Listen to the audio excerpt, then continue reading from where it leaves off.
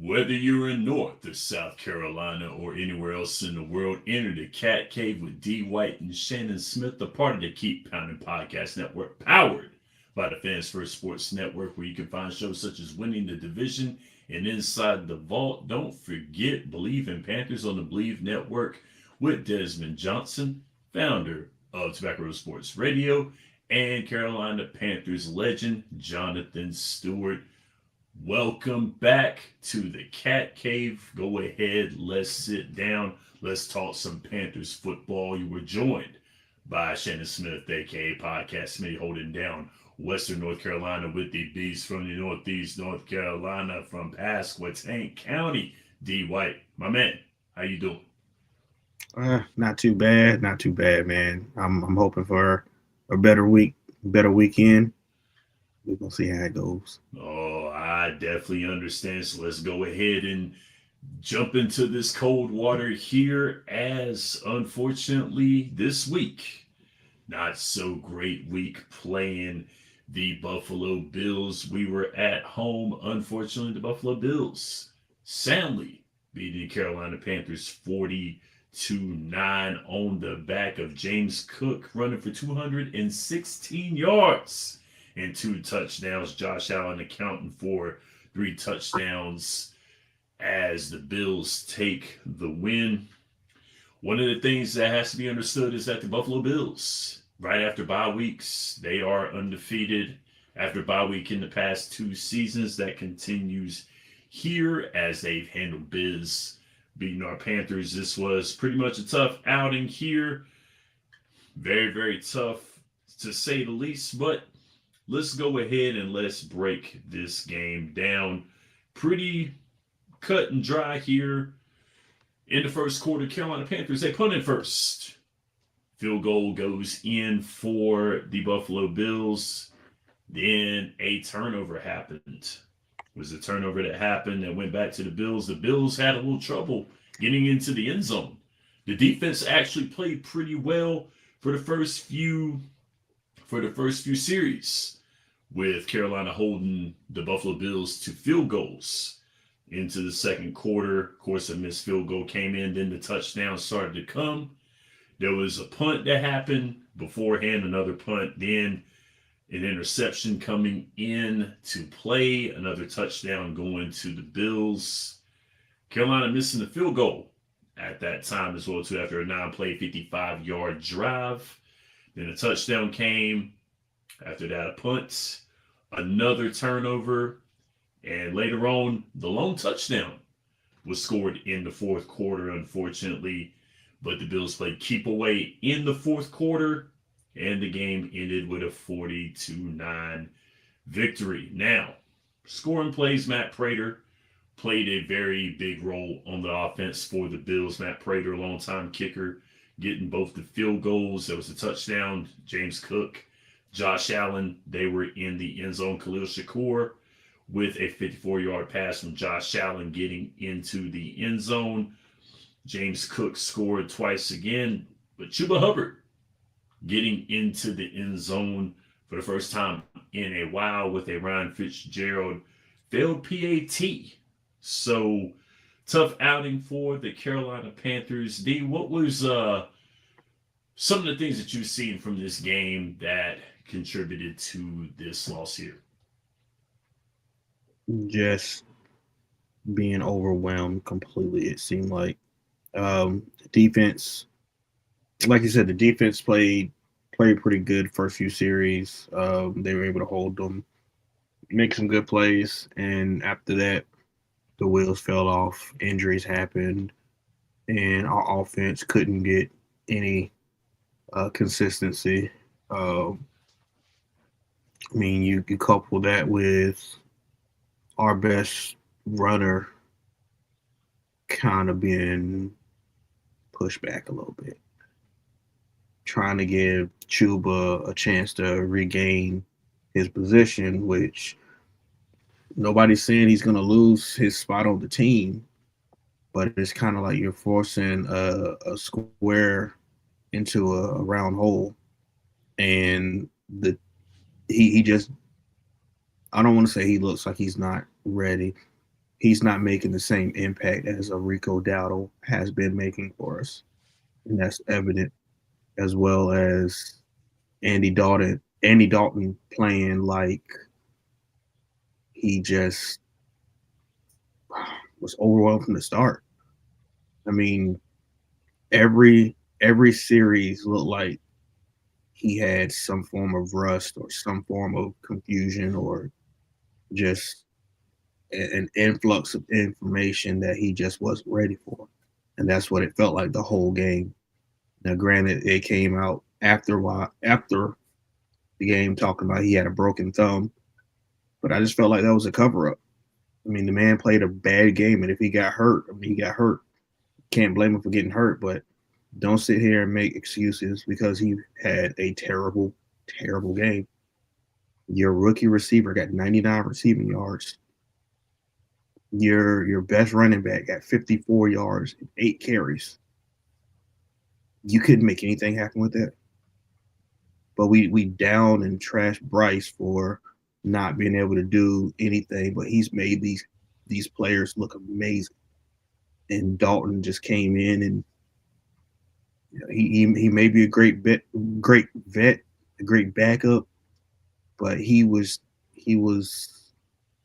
overwhelmed as a starter, and it was very disappointing to see. The defense played like they just were tired. They were overwhelmed as well. I know Icky said it sounded like they knew their plays and stuff like that. It it it's it was overwhelming as a fan to see the team be overwhelmed in that fashion. I understand. And looking at the stats for Andy Dalton, 16 to 24 passing, 175 yards, averaging 7 yards per pass. No touchdowns, one interception, was sacked 7 times in this game. 4.2 QBR with a 70.7 passer rating. I must say I agree with you. Not good stats here. And you brought up a very valid point. All of us have been pretty hard on Bryce over the past 3 years. I know I have. There were Mm-hmm. times where I thought that Bryce was the problem. I thought that Bryce did not play well enough and couldn't cut it.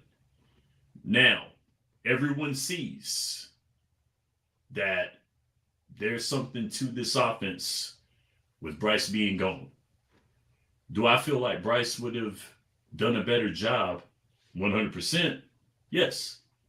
I feel like he would have. I feel like it would have been a better job for Bryce would have done better. He's younger. Of course, he has got a little more life in him. Andy Dalton, no disrespect to him, he served his time. He's served his course. There are a lot of quarterbacks in this league. I think the quarterback position has gotten older in the NFL.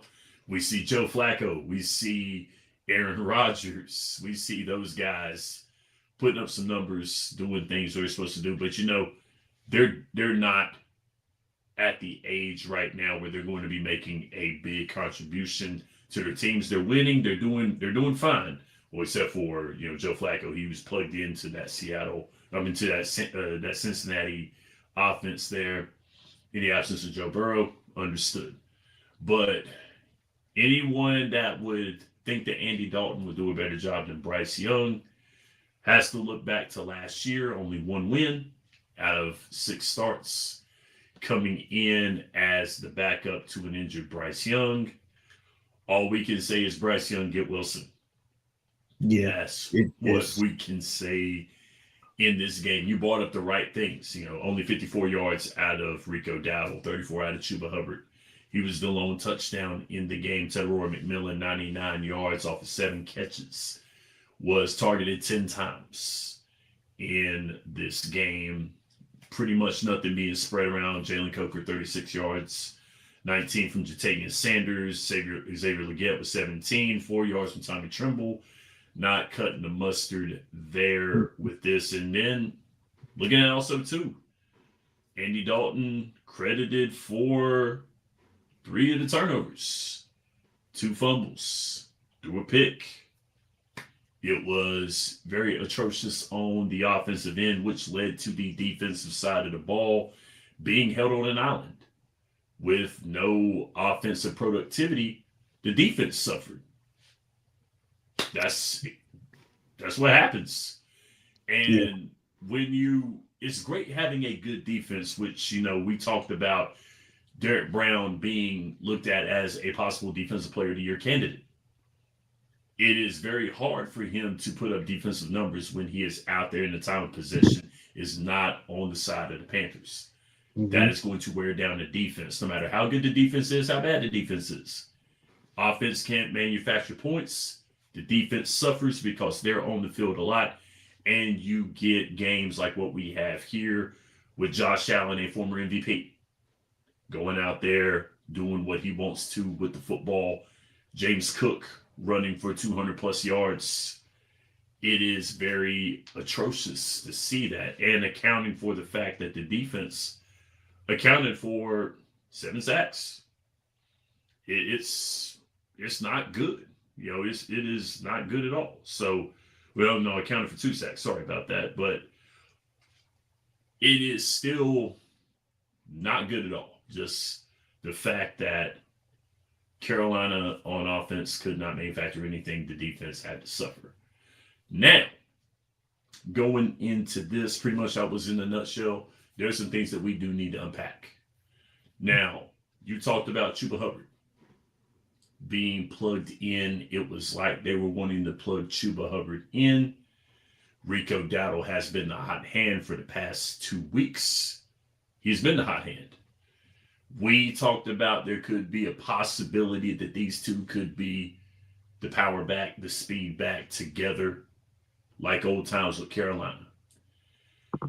Is their offense ready to do that? It would be nice. It's a nice thought. They're 2 complementary backs, but the way Rico's playing, he's playing like it's his team. We know it's Chuba's team, but Rico's playing like it's his. He's playing like the guy that they're expecting, that we all expect to, hey, re-sign this guy. He's been playing out of his mind. He has a chip on his shoulder. He's the best running back in the league at this moment. But it's like sometimes coaches get too loyal to some of their guys. I know in weeks past, I've talked about how some organizations are not loyal at all. This coaching staff, they loved Chuba when he first came. Well, when they first got here. Of course. So to have him and feel like they need to prove themselves and other people right by having him on the team, showing that, hey, look, this was a good decision to keep him. That's all cool. Like, I'm all about loyalty to your players. I'm all about giving the players what they deserve. However, if winning is the priority, we are not doing this team, Chuba or Rico, justice, because if winning is the priority, Rico is the way to go. Rico should have been the way to go, and it's been evident even when you brought Chuba back. The first series kind of stalled out. You put Chuba in, he exploded. And it's like now, every time you put him in, he's exploding, but you're still kind of like you're shooting yourself in the foot because you know how good Rico is, but you're still so loyal to Chuba. You want him to get his. You want him to get his. You want him to get everything that you promised him. You want him to earn that money. But right now, it's Chuba's time to sit. It's Chuba's time to just kind of take a step back, finish healing, finish doing whatever you need. But Rico is playing like he wants to be the MVP. He's playing like he has that chip on his shoulder. He's playing like he wants the Carolina Panthers to be on the map, that he wants to win. And the team has been winning with him as the lead back. So a two running back system, It's great. It's great in theory, but right now production matters, and production says Rico's the way to go. Yeah, I like those answers. I do agree with that because a lot of times, and it was a great act. It was a great thought. I thought it was a great idea to have those two, have two backs that can run Mhm. that successfully and be very goal oriented going into it. But also, too, you got to look at it as well. Etienne is waiting in the wings as well, too. Jonathan Brooks is And waiting. Jonathan Brooks looking to make the comeback soon. I've read today, and I kind of wish that I didn't read this, but the trade deadline is coming up. Hmm. The trade deadline will be ending on the 4th of November. That'll be next Tuesday.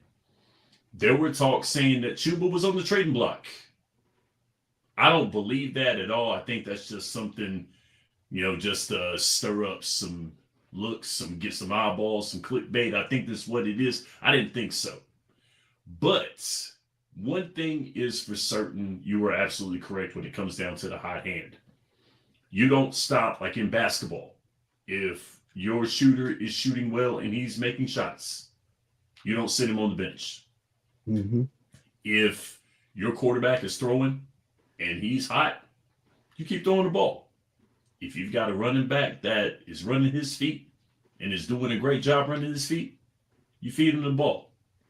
It's all about repetition, getting it done. If it's working, why go away from it? I enjoyed Chuba Hubbard last year. He ran and he earned his money. He sure did. But a lot of times, the hot hand is where it needs to be. And Rico Hmm. Dowdle was the hot hand for 2 weeks. While Chuba was hurt, injuries happen. We all know that. It's a rough game. Injuries happen. But when it comes down to it, if it's working, don't deviate from it. Don't overthink it. Don't overcomplicate it. Go with what works. And what the Carolina Panthers did not do, they didn't go with what worked. And we get games like what we have. Now, of course, the quarterback talk, Andy Dalton, didn't have a great game. Didn't have a great game at all. The Bryce talk now is that Bryce is the starter and Bryce needs to stay the starter. Hmm. Did this game prove that, or was this just another reminder to us? It's a reminder for sure. Um, it actually brought up a different question for me because now we talk about how bad Bryce was when he got here, and then they got Andy to kind of help him be that backup. We just saw Andy play. If that's the vet that you got your franchise quarterback learning from, we may have deeper issues than we thought. Not to say he's not a good leader, a good veteran to learn from. He's had plenty of great games. He's had a great career, but a game like this, having Andy as the backup, it's almost like, well, is it worth him being that number two quarterback? Because I'm not gonna blame this game on an injury. If you were injured that much, you should have came out the game. You decided to stay. You're a professional. You know what you could take. You know if you're hurting the team. You're a team player. He's always seemed to be a team player. And with that being said, if you know you're hurt, if you know you're hampering the team, you have an obligation to tell the coach or the trainer or whoever, hey, I'm hurt. I'm hurting this team. As much as you got that competitive spirit, it's not like the movies where you get hurt and you're gonna lead this team to a 40-41 win. Nah, bro, you're hurt. You hurt your throwing thumb. You can't even grip the ball right at this point. It's I don't want to say get rid of him, but it's evident, it's clear as day. Andy Dalton is not a starter anymore. Vet quarterback, emergency quarterback, maybe not a starter. I agree. Sometimes you got to know when it's over. And Mm-hmm. it's good to understand that. Sometimes the mind and the body are not in sync. The mind thinks it can do more than what the body is capable of. And in this case, I think it is a wrap. I think we closed the book on Andy Dalton. It was nice. I appreciate every bit of it. We all do appreciate it. All of us, Panther Nation, we appreciate it. But sometimes it's time to go. And it was nice while it lasted. So, with that being said, the Carolina Panthers, they closed the book on this week, and we go on to week 9. Now, before we go into this game, before we go and talk about it here, looking at the schedule coming up, we're looking where the rubber starts to meet the road. We're going to be seeing conference play. We're going to see some divisional play. We're going to be seeing some old foes beforehand, but we're not looking ahead. We're looking to this coming week as the Carolina Panthers will be traveling to Lambeau Field, taking on the Green Bay Packers. Now, the Green Bay Packers came off a very good win Sunday Night Football against the Pittsburgh Steelers. Very convincing win. Jordan Love played some good football this year. His stats may not jump off the page. Over close to 1,800 yards passing and 13 touchdowns, 2 interceptions. Not really jumping off the page, but still considerable stats. But the thing that gets me the most is that Josh Jacobs is questionable for this game. Josh Jacobs might not suit up for this game. Of course, the receiving coming in, his favorite target has been Tucker Kraft. The very talented tight end, 469 yards receiving for Tucker Kraft. One of the things that does stick out to me with Green Bay is that they have a very capable defense. They have a very strong defense.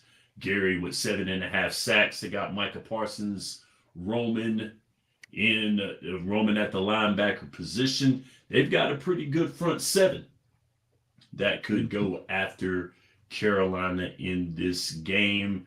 It is going to be interesting to see this offense. Like the thing with Green Bay, they're 5-1-1. They got the one tie with the Dallas Cowboys. They are in good position in the NFC North right here. Carolina's still a 500 team, 4-4 as we speak into this game. I am hoping, and I don't wish injury on anyone, but if Josh Jacobs somehow doesn't play this game, I would not be sad, because Josh Jacobs is a running back. He knows how to run the football.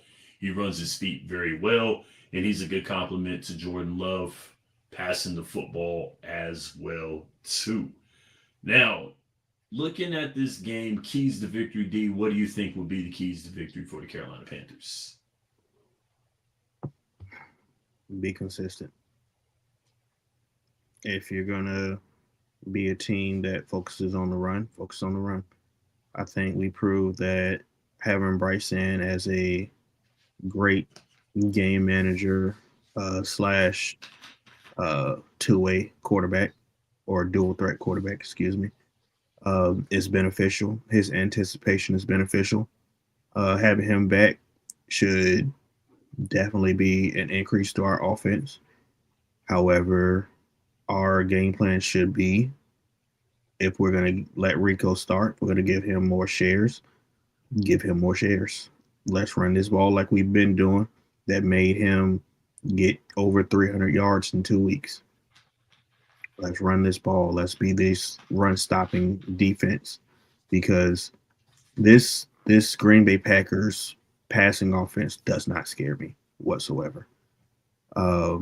I think Merrick and Horn and even Jackson, I think they can, they can do pretty good work against this group of wide receivers.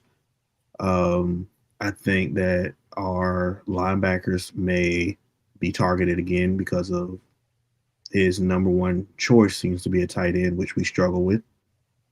But I think if we can control that run, If Josh Jacobs does or does not play, regardless, we need to be able to control that run because that's going to dictate the rest of our offense. It's going to make them try to beat us over the top, which we've shown that we can be a great uh, pass defense as well.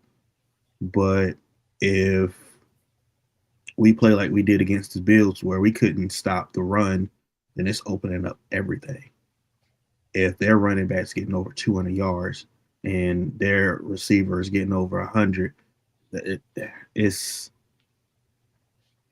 it's hard to beat any team when you can't do anything right.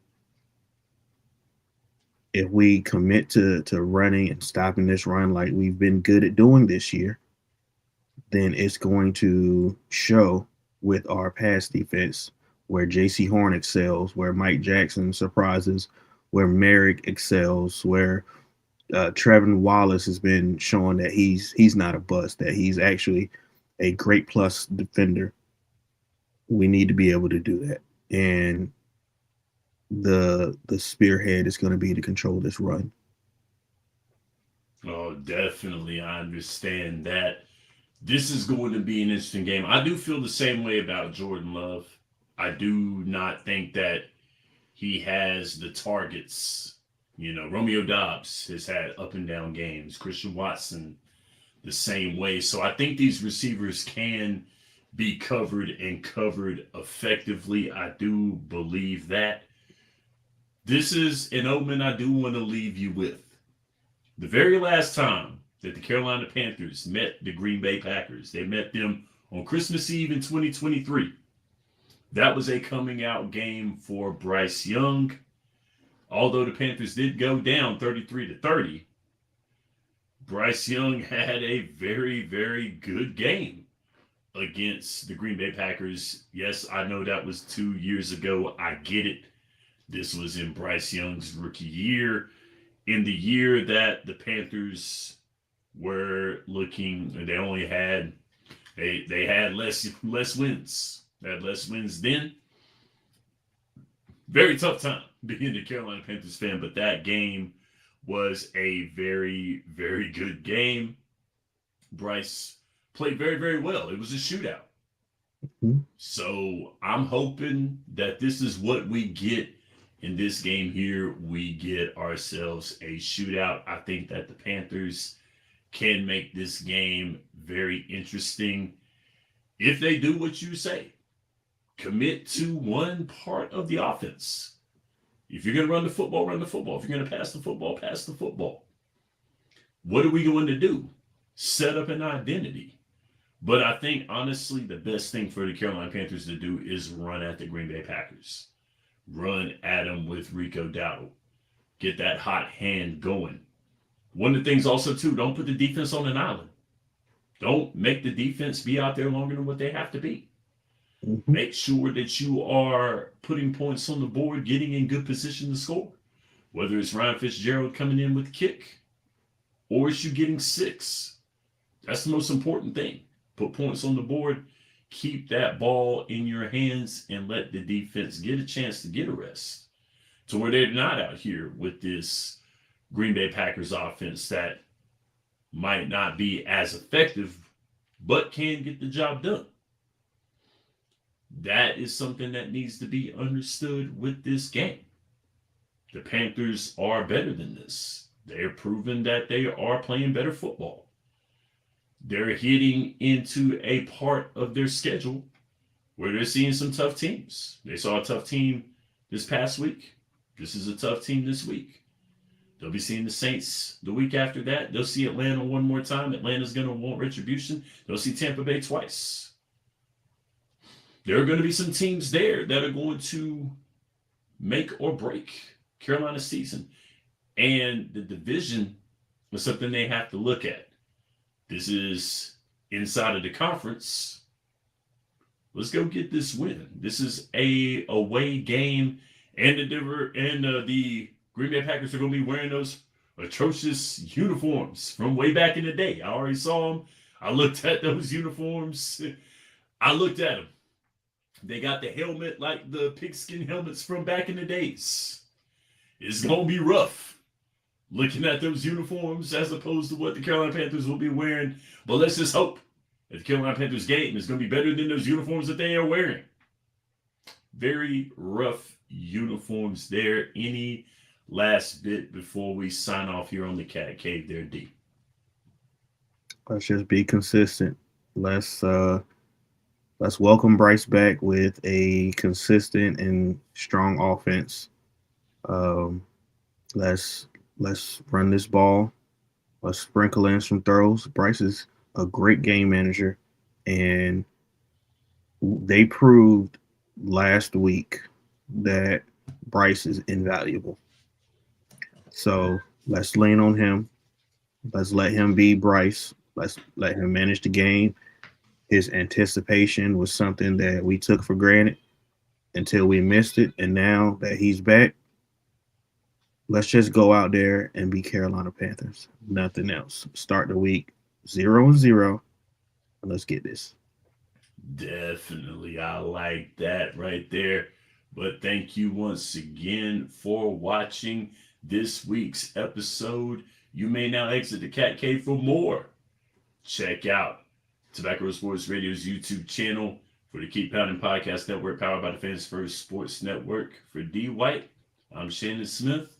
Let's get this win. Let's go to Lambeau and let's get this win, Carolina. Go Panthers. Keep pounding.